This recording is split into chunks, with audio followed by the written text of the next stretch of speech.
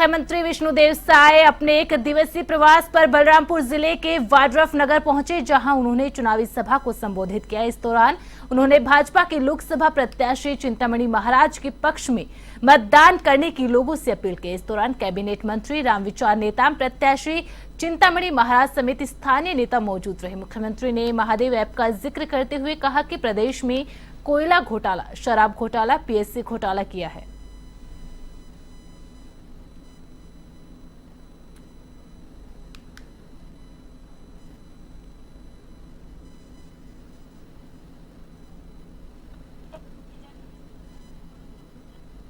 लोकसभा चुनाव चल रहा है तो लगातार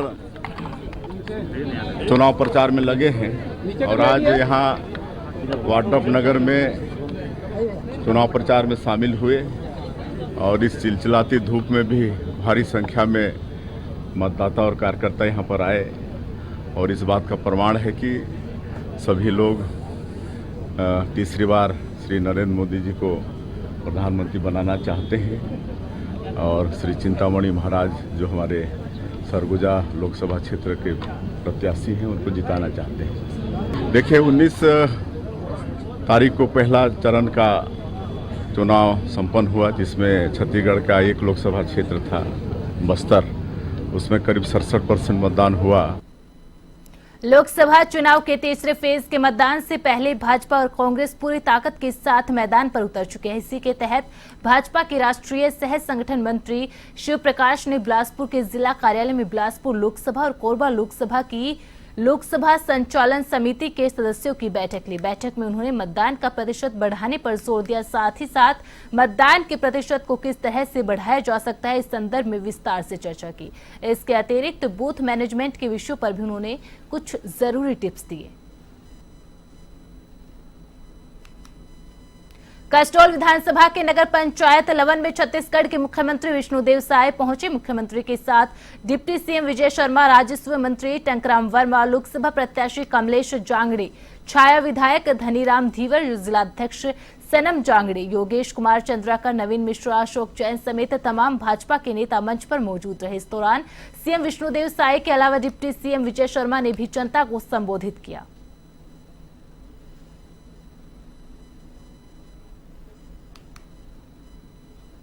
वहीं बिलासपुर नगर निगम के अतिक्रमण मामले ने एक बार फिर से अवैध निर्माण के खिलाफ बुलडोजर चलाकर बड़ी कार्रवाई की है। शहर के नूतन चौक स्थित अवैध रूप से बनी दुकानों पर नगर निगम की टीम ने बुलडोजर चलाकर सारी दुकानों को ढहा दिया। अवैध कब्जे की दुकानों को हटाने के लिए अतिक्रमण दस्ता 4 जेसीबी लेकर पहुंचा था। इस संबंध में नगर निगम के अतिक्रमण अमला प्रभारी प्रमिल शर्मा ने बताया कि इन दुकानों के अवैध होने की शिकायत लंबे समय से मिल रही थी। नगर निगम आयुक्त के निर्देश पर नूतन चौक की सभी 6 दुकानों पर बुलडोजर की कार्रवाई की गई है। फिलहाल दुकानों पर बुलडोजर चलाकर मलबा जब्त किया गया है। इसके आगे की कार्रवाई नगर निगम आयुक्त और अन्य अधिकारी तय करेंगे।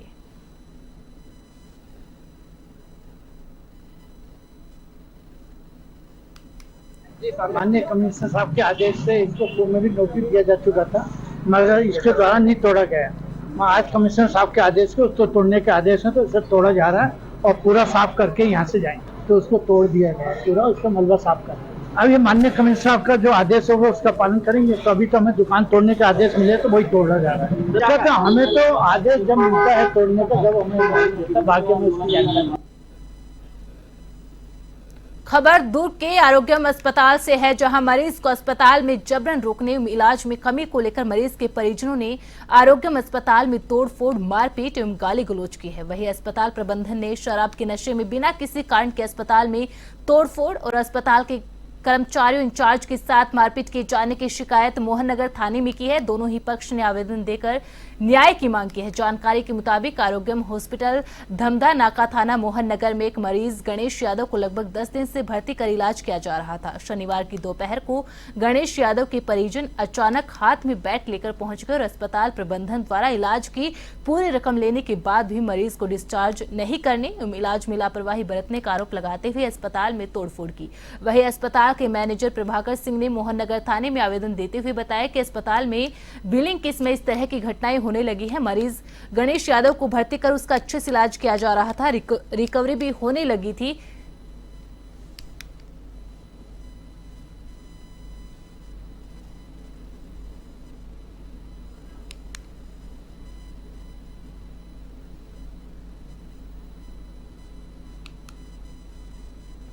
देखिए हर हॉस्पिटल में आजकल कॉमन हो गई है बातें कि बिलिंग के टाइम थोड़ा सा चीज़ों को एग्रेसिव करना, क्योंकि देखिए जो प्रक्रिया है डिस्चार्ज का वो तो जितना समय लगता है वो तो लगेगा, मगर आप उस छोटी सी चीज़ों को लेके आप अगर हॉस्पिटल के प्रबंधक की हॉस्पिटल की जो संपत्ति है उस पर नुकसान करे तो ये तो गलत बात है।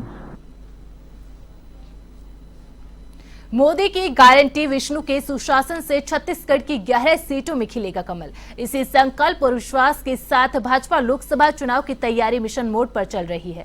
दुर्ग लोकसभा प्रत्याशी विजय बघेल के पक्ष में सघन जनसंपर्क में निकले दुर्ग ग्रामीण विधायक ललित चंद्राकर ने ग्रामीण क्षेत्र में सामाजिक कार्यकर्ता और आम नागरिकों से मुलाकात कर मोदी की गारंटी और विष्णु के सुशासन की जानकारी देकर वोट देने की अपील की।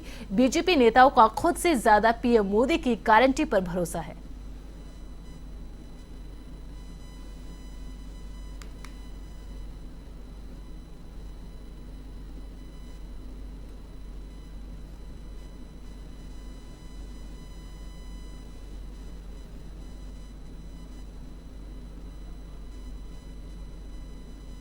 छत्तीसगढ़ नक्सलवाद उन्मूलन नीति एवं सुकमा पुलिस द्वारा चलाए जा रहे पूना नरकोम अभियान नई सुबह नई शुरुआत तथा अंदरूनी क्षेत्रों में लगातार सुरक्षा कैंप स्थापना से प्रभावित होकर कई नक्सली नया जीवन शुरू करने के लिए समर्पण कर रहे हैं। सरकार के सामने समर्पण करने वाले 5 प्रमुख प्रतिबंधित नक्सली संगठन से जुड़े इनामी नक्सलियों ने समर्पण किया है। इनमें माड़वी आयते पिता सुक्का, वेटी लाली पिता गंगा, अरलमपल्ली पंचायत सेनम अध्यक्षा मड़कम भीमा पिता देवा, पालाचलमा आरपीसी के अंतर्गत मिलिशिया सुकमा, पदाम कमलेश पोजा और सोडी मासा पिता बंडी सभी सुकमा के रहने वाले थे और इनमें से 3 पर 1-1 लाख का इनाम घोषित कर रखा था। सभी ने सरेंडर किया है, सभी ने हथियार भी पुलिस को सौंप दिए हैं और भविष्य में साधारण जीवन जीने का संकल्प लिया है। अब सभी को छत्तीसगढ़ नक्सलवाद उन्मूलन नीति के तहत सहायता राशि और अन्य सुविधाएं भी प्रदान कराई जाएंगी।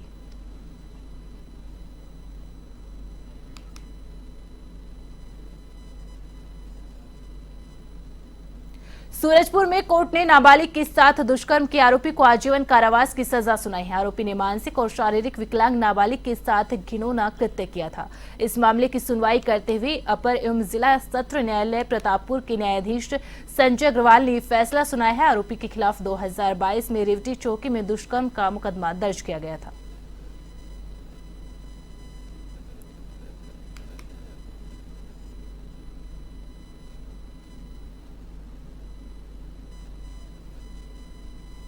रामानुजगंज में दीपक बैज की जनसभा के बाद कांग्रेस के 15 कार्यकर्ता बीजेपी में शामिल हो गए हैं। कांग्रेस के कार्यकर्ताओं को मंत्री रामविचार नेताम और चिंतामणि महाराज ने सदस्यता दिलवाई। रामानुजगंज में चल रहे भाजपा की नुक्कड़ सभा के दौरान दिलाई गई सदस्यता।